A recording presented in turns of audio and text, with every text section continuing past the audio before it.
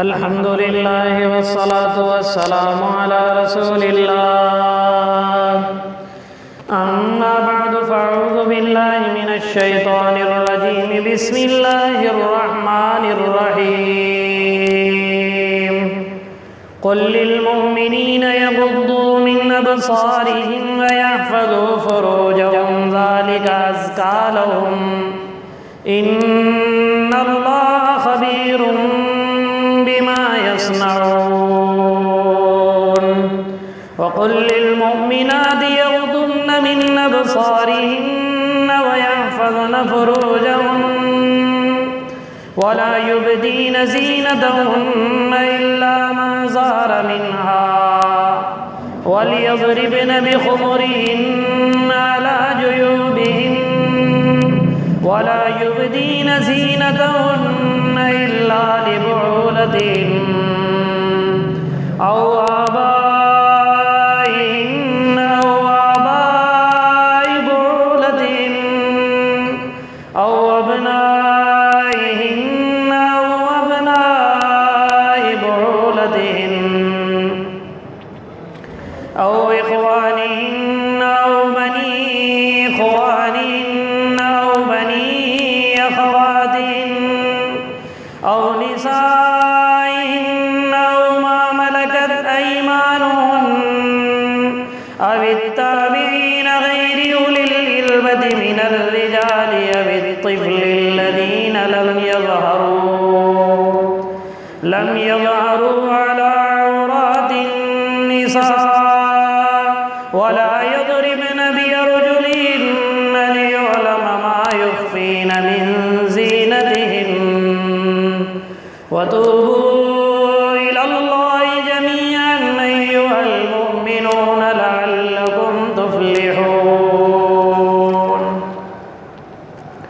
صدق الله العلي العظيم وصدق رسول النبي الكريم ونحن على ذلك لمن الشاهدين والشاكرين والحمد لله رب العالمین.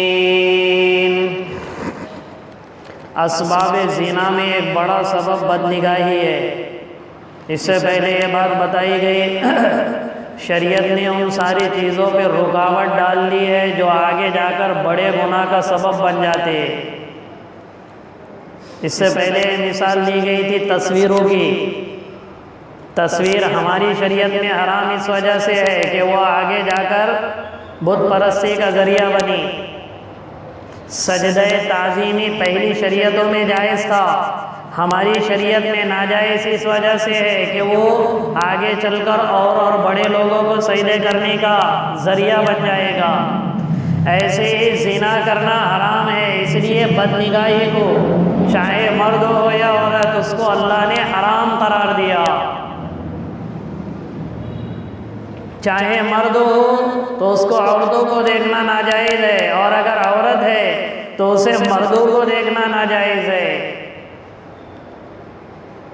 یہی بدنگاہی کا مرض اگر کسی کو لگ جائے، اللہ اگر اس کی حفاظت نہ کرے تو آدمی 80-90 سال کا بوڑھا بن جاتا ہے، پھر بھی یہ مرض اس سے ختم نہیں ہوتا. اور جس گھر کے کیواڑ کھلے رہتے ہیں اس گھر میں ہمیشہ کچرا رہتا ہے. جس گھر کے کیواڑ کھلے رہتے ہیں اس گھر میں ہمیشہ کچرا ہی رہتا ہے. اس لیے یہ کیواڑ جو ہے ہمارے، اس کو بند رکھنا ضروری ہے. حدیثوں میں اس کی تاکید آئی ہے اور اس کی فضیلت بھی بتائی اللہ کے نبی نے. اگر کوئی کسی کی حضرت علی رضی اللہ عنہ نے پوچھا یا رسول اللہ اگر کوئی آنکھ سامنے آ جائے تو کیا کرے؟ اللہ کے نبی نے فرمایا اپنی نگاہیں نیچی کر لے، اس کے بعد کی عبادت میں اللہ تجھے اس کی حلاوت محسوس کرائے گا.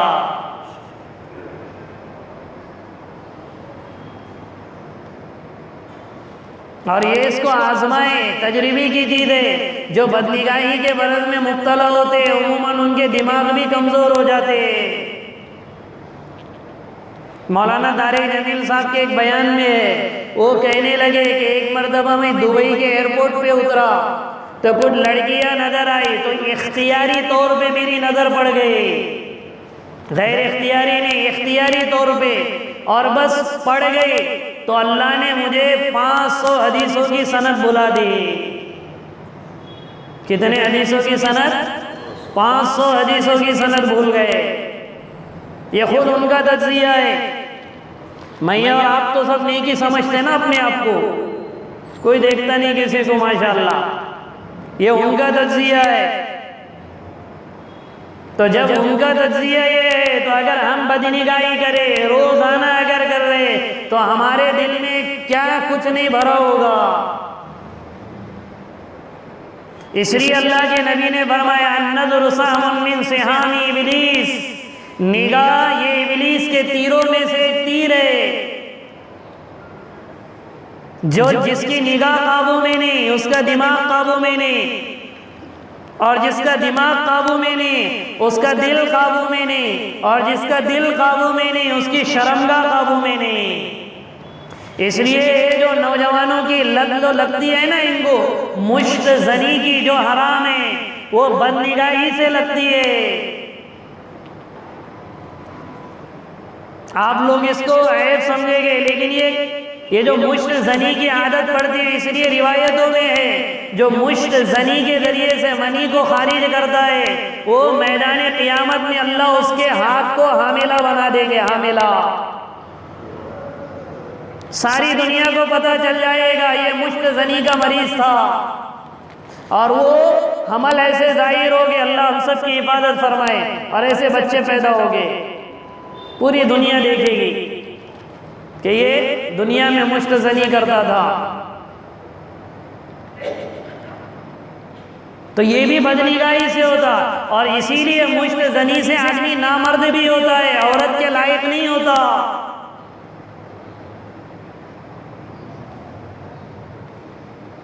میں مسجد میں بیٹھا ہوں، یہ سال 15 سے 17 ایسے مسئلے ہمارے پاس آئے، یہ سال سے مراد 2021 سے، یہ 1.5 مہینے میں، جو یہ کہہ رہے ہیں کہ بس بیوی کے پاس جانے سے پہلے ہی احتلام ہو جاتا ہے۔ تو کہاں سے آپ لوگ اس کو مت سمجھو ایسا کہتا بوڑھے کر کے، یہ آیا ہوا ہے مضمون۔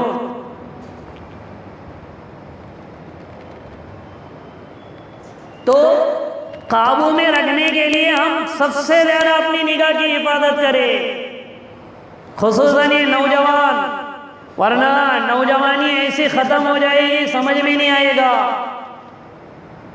شیطان دماغوں میں ڈالتا ہی یہ چیزیں۔ کتنے ایسے جھگڑے ہوتے، مسائل آتے دارالقضا میں، اس لیے بریک لگ جائے گا بد نگاہی پہ تو دماغ بھی کنٹرول میں، دماغ کنٹرول میں تو دل قابو میں، دل قابو میں تو شرمگاہ قابو میں۔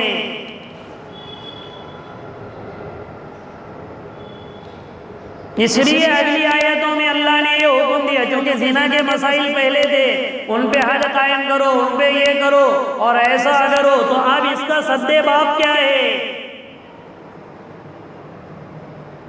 قل للمؤمنین یغضوا من ابصارہم ویحفظوا فروجہم، اے نبی جی آپ ایمان والوں سے کہہ دو کہ وہ اپنی نگاہوں کو نیچی کر دے اور اپنی شرمگاہوں کی حفاظت کرے۔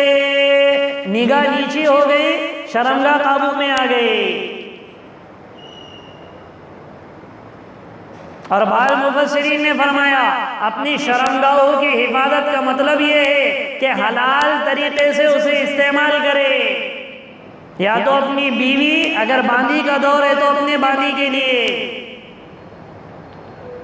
اسی لیے روایتوں میں آتا اگر کہیں بدنگاہی ہو جائے اور شادی شدہ ہے تو جا کر وہ صحبت کر لے تاکہ وہ گناہ پنپے نہ۔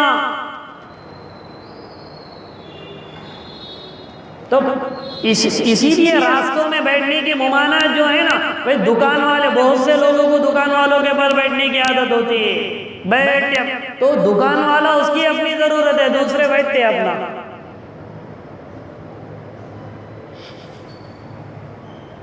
پھر سارا کچرا جمع ہوتا ہے دماغ میں، دل میں۔ منع کیا اللہ کے نبی نے راستوں میں بیٹھنے سے صحابہ کو، تو صحابہ نے فرمایا یا رسول اللہ لنا بدن، ہم کو بہت سارے ضروری کام ہوتے. کہا کیا کام ہوتے؟ ایاکم الطریق، راستوں میں بیٹھنے سے بچو. کہا کیا کام ہوتے؟ کہا ہم امر بالمعروف کر دیتے، نہی عن المنکر کر دیتے. ہمارے معاشرے میں اگر کوئی چیز مسئلہ ہو تو ہم وہاں چوکڑی پر بیٹھ کر پورا کر دیتے. اللہ کے نبی نے فرمایا پھر تمہارے لیے گنجائش ہے.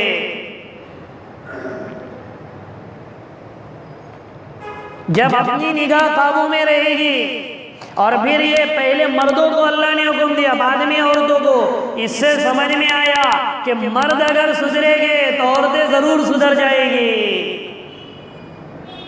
بیوی کو بولتا آنکھیں پہ بھی پردہ رکھ، بھئی ہاتھ میں بھی پہن، چپل نہ کو پہنو، جوتی پہن، اور یہاں کھڑے ہو کے اپن دیکھنا شروع کر دیتا دوسرے کو.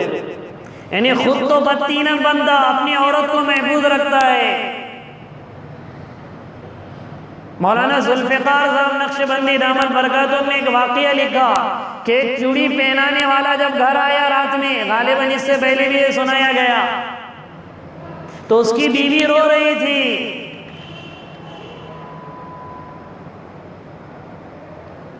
وہ چوڑیاں پہنانے والے نے کہا کہ کیوں رو رہی ہے؟ کہنے لگا آج مسئلہ یہ ہوا کہ ہمارے جو گھر کا نوکر ہے، جب وہ مجھے سامان دے رہا تھا اور میں سامان لے رہی تھی، تو اس وقت اس نے شہوت کے ساتھ میرا ہاتھ پکڑ لیا.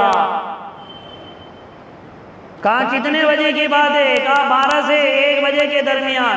تو اب یہ رونے لگ گیا. بیوی کہنے لگی تم کیوں رو رہے؟ کہا 12 سے 1 کے درمیان میں میرے پاس ایک عورت آئی تھی چوڑیاں پہننے کے لیے. جب میں اسے چوڑیاں پہنا رہا تھا تو میں نے اس کا ہاتھ شہوت سے پکڑا تھا. جیسی کرنی ویسی بھرنی، نہ مانے تو کر کے دیکھ.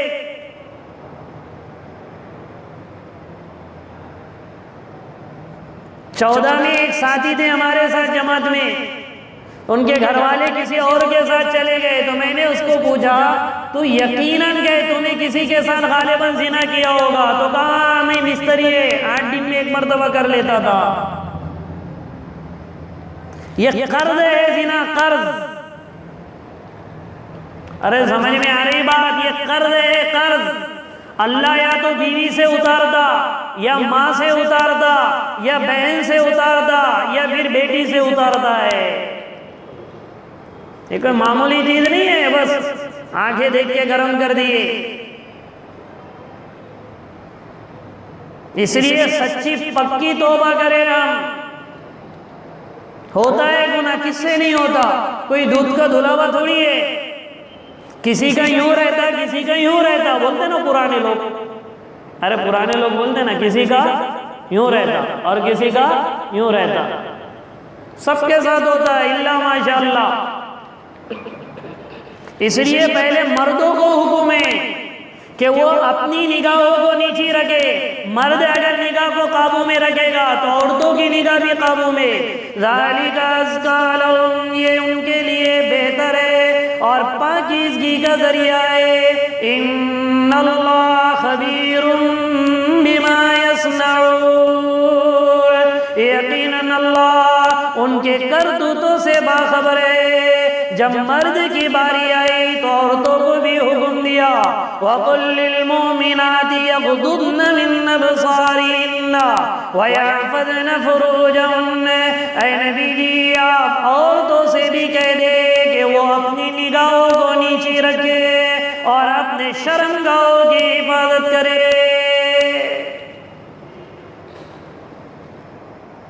اسماء بنت مرصد رضی اللہ تعالیٰ عنہ باغ میں کھڑی ہوئی تھی. تو یہ جو آیت اتری ہے نا اس موقع پر اتری ہے. اسماء بنت مرصد رضی اللہ عنہ یہ اپنے باغ میں کھڑی تھی تو کچھ مدینہ کی لڑکیاں آئیں. عرب میں ایک دستور تھا، رومال ہے کیا بڑا بڑا رومال عرب میں جو آج کل زمانے میں گجرات وغیرہ میں اس کا رواج ہے بعض علاقوں میں. میں گجرات اس لیے بولا کہ ہم نے یعنی ہمارا جانا ہوا بار بار.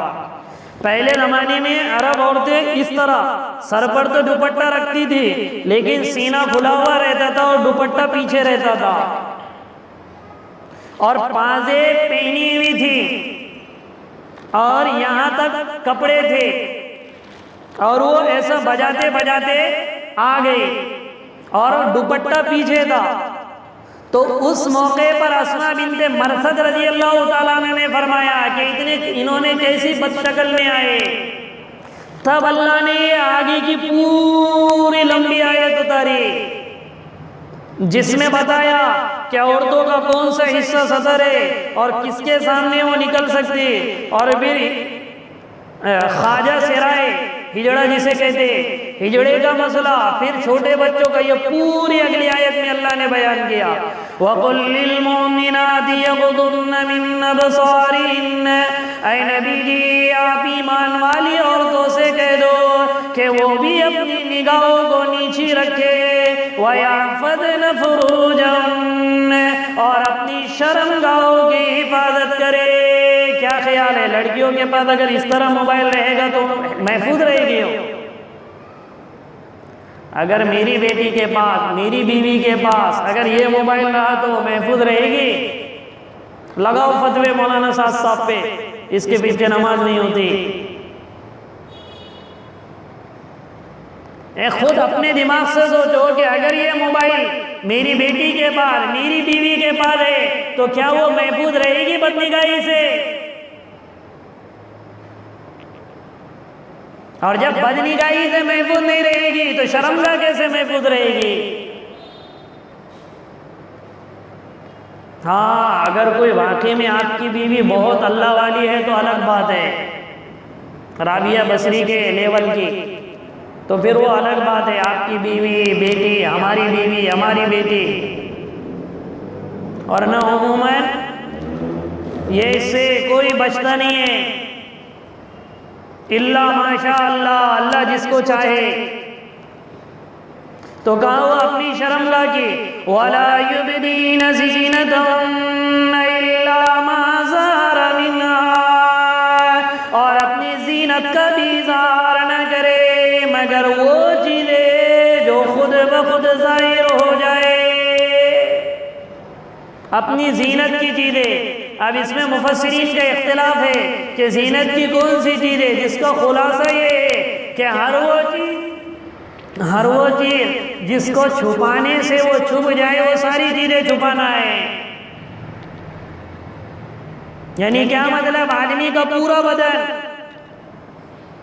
اور یہ جو آیت ہے نا وَلَا يُبْدِينَ زِينَتَهُنَّ إِلَّا مَا ظَهَرَ مِنْهَا، بعض مفسرین نے فرمایا یہ نماز کی حالت میں عورتوں کے لیے، یعنی کیا مطلب کہ چہرہ کھلا رکھے گی، إِلَّا مَا ظَهَرَ مِنْهَا، صرف چہرہ کھلا رکھے گی، یہ دونوں ہتھیلیاں کھلی رہے گی اور یہ ٹخنے سے نیچے کھلا رہے گا۔ اگر یہ اس کا چوتھائی حصہ اگر ہاتھ کا کھلا رہا 3 مرتبہ سبحان اللہ پڑھنے کے بقدر ہے، یا بال نظر آ رہے پتلے میں سے، یا ساڑی اگر پہنی ہے تو کوئی حصہ اگر پیٹ کا نظر آ رہا ہے تو پھر ان کی نماز فاسد ہو جاتی ہے، نماز نہیں ہوتی ہے۔ تو بعض مفسرین نے فرمایا اس آیت کا تعلق نماز سے، وَلَا يُبْدِينَ زِينَتَهُنَّ، اپنی زینت کی چیزوں کو ظاہر نہ کرے مگر وہ جو اس سے ظاہر ہو سکے، نہیں چہرہ، ہاتھ، چہرہ، ہتھیلیاں اور نیچے کا پاؤں۔ لیکن اکثر مفسرین نے فرمایا کہ نہیں، یہ اس صورت پر معمول ہے جب کہ اس کے لیے پردہ نہ کرنے کی ضرورت پیش آ جائے، ورنہ پردہ ضروری ہے۔ اس لیے تینوں ائمہ کرام جو امام مالک، امام شافعی اور امام احمد بن حنبل رحمہم اللہ، یہ فرماتے ہیں چہرے کا پردہ نہیں۔ اس لیے جو لوگ حج عمرے میں جاتے وہ دیکھتے چہرے کا پردہ نہیں ہے۔ ملیشیا، انڈونیشیا میں بھی یہ لوگ برقعے نہیں پہنتے، صرف 3 عورتیں برقع پہنتی ہے ملیشیا میں بھی۔ جس کا تبلیغ میں وقت لگا ہے، جو اچھے عالم کی بیوی ہے، کون سے عالم کی؟ اچھے عالم بول رہا ہوں، اچھے عالم کی بیوی ہے، اور تیسرا وہ خود کسی مدرسے سے عالمہ فاضلہ بن کر آئی ہو، تو 3 ہی عورتیں وہاں پر پردہ کرتی ہے. کیوں؟ کیونکہ ان کے مسلک میں اس کی اجازت ہے. احناف میں حضرت تھانوی رحمۃ اللہ علیہ نے اس پر خطرناک بات یہ لکھی ہے کہ پردہ اللہ نے جو فرمایا کہ زینت کو اپنے ظاہر نہ کرے، تو چہرے سے بڑھ کر کہاں زینت ظاہر ہوتی ہے؟ مظہر فتنہ کیا ہے؟ مظہر فتنہ ظاہر کا چہرے سے ہوتا ہو. میں نے دیکھ دیا ہو، نہیں میں نے دیکھ دیا، ہم بھی بولتے بھی ایک نظر دیکھ دو. تو مظہر فتنہ چہرہ ہی ہے، اور آدمی چہرے کو ہی نہ چھپائے. اس لیے محتاط اور متقی علماء یہ فرماتے ہیں کہ عورت آنکھوں کا بھی پردہ کرے.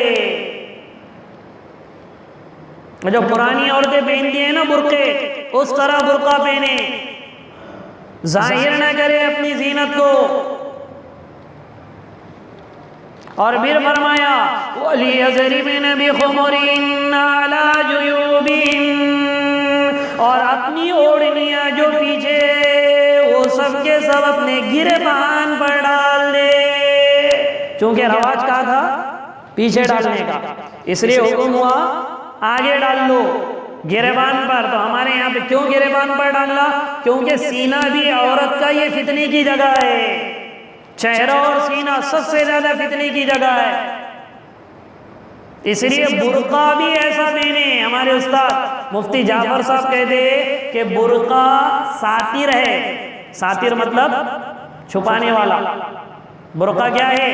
ساتر. لیکن آج برقعے راغب بن گئے، ساتر نہیں ہے. کیا بن گئے؟ راغب. ایسا برقع پہن کر نکلنا کہ نہیں دیکھنے والا بھی دیکھے. وہ یہ رب قاسیاتین، بہت سی عورتیں قیامت کے قریب ایسی ہوگی جو کپڑے تو پہنیں گی لیکن اللہ کی نگاہ میں ننگی عورتوں کے حکم میں ہوگی.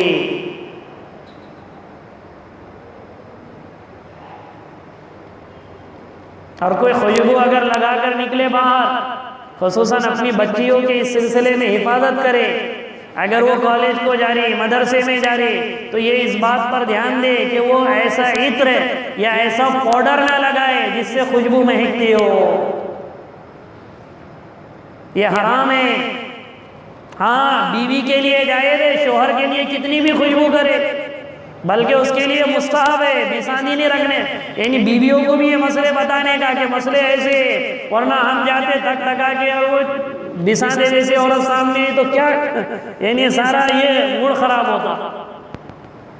یہ مسائل ہے.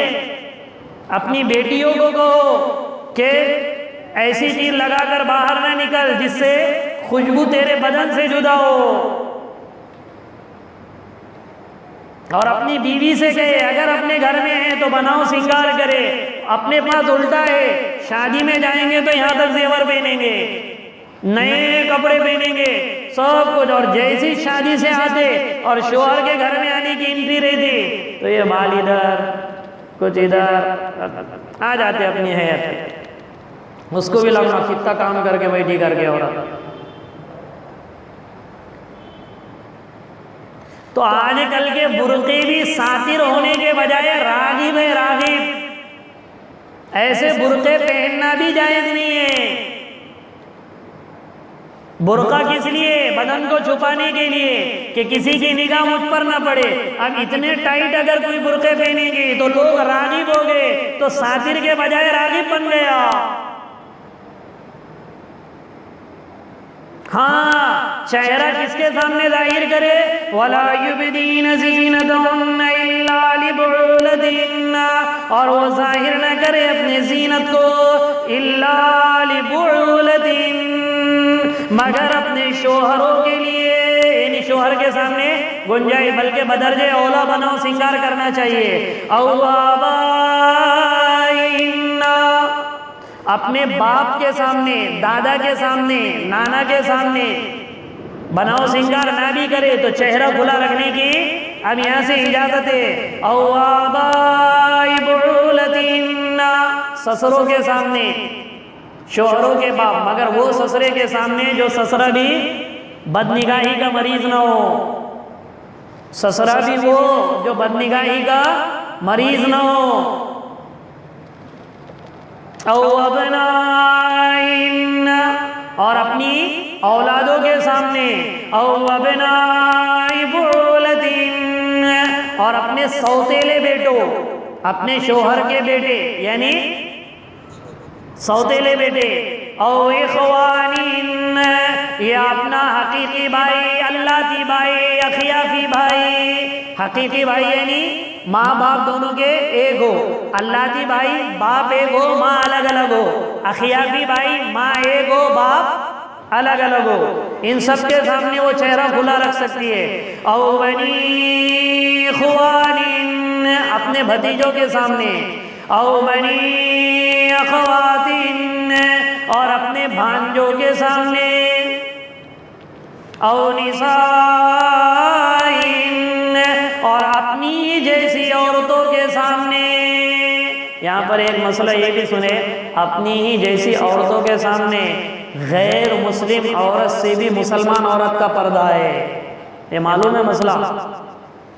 غیر مسلم عورت سے مسلمان عورت کا جس طرح مرد کو پردہ ہے ویسے غیر مسلم عورت کا پردہ ہے، اسی طرح اس مسلم عورت سے بھی میری بیوی، میری بیٹی، میری ماں، میری بہن کا پردہ ہے۔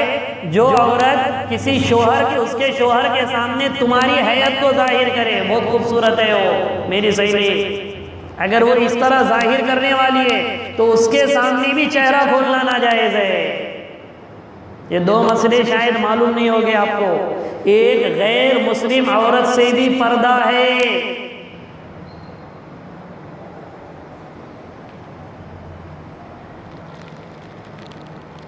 دیکھو ابھی کتنے، جب صبح میں سب سوئے ہوئے رہتے، دودھا والے آتے تو کون دودھ لیتا؟ اس کی طرف تو کبھی توجہ ہی نہیں جاتی۔ دودھ والے آتے کھولو تو یہ ویسے نیندوں میں سے اٹھ کے عورتیں نکلتی، اس کو تو فرصت نہیں رہتی مردوں کو اٹھنے کی، اور پردہ بھی ان کو پتہ بھی نہیں کہ اس سے پردہ ہے۔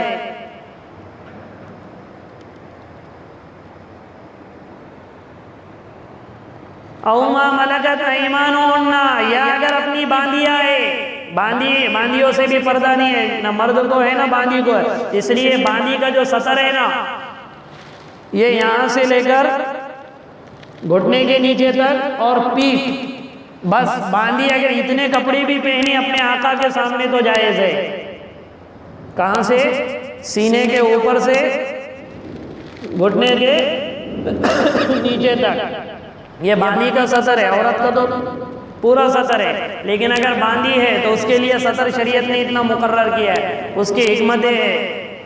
جہاد وغیرہ جب فرض ہو گئے تو اس موقع پر وہ اس کی حکمتیں بیان کی جاتی۔ ابھی التابعین غیر اولی الاربۃ من الرجال، اس کو انشاءاللہ سنیچر کے دن کریں۔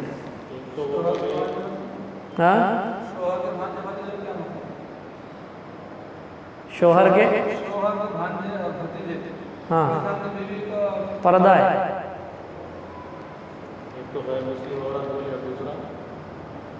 ایسی عورت جو دوسرے اپنے شوہر کے سامنے اس کا حسن ظاہر کرے، اس کے اعضاء اور اس سے بھی پردہ ہے۔ بعض عورتوں کی بولتے نا جس کو بہت چاپٹر ہے عورت، تو ایسے عورتوں سے بھی اپنے گھر کے لوگوں کو پردہ کرانا چاہیے تاکہ وہ اپنی بیوی کا کوئی حصہ یعنی اپنے شوہر کے سامنے ظاہر نہ کرے۔ اللهم لك الحمد كله ولك الشكر كله ولك الثناء كله ولك الخلق كله وإليك يرجع الأمر كله بيدك الخير كله إنك على كل شيء قدير اللهم صل على سيدنا محمد وبارك وسلم اللهم اهدنا واهد بنا واهد الناس جميعا اللهم اكفنا بحلالك عن حرامك وأغننا بفضلك عمن سواك اللهم ألهمنا مراشد أمورنا وأعذنا من شرور نفوسنا ومن سيئات أعمالنا اللهم إنا نعوذ بك من الفتن ما ظهر منها وما بطن وصلی اللہ تعالی علی خیر خلقہ محمد وعلی آلہ واصحابہ اجمعین برحمتک یا ارحم الراحمین.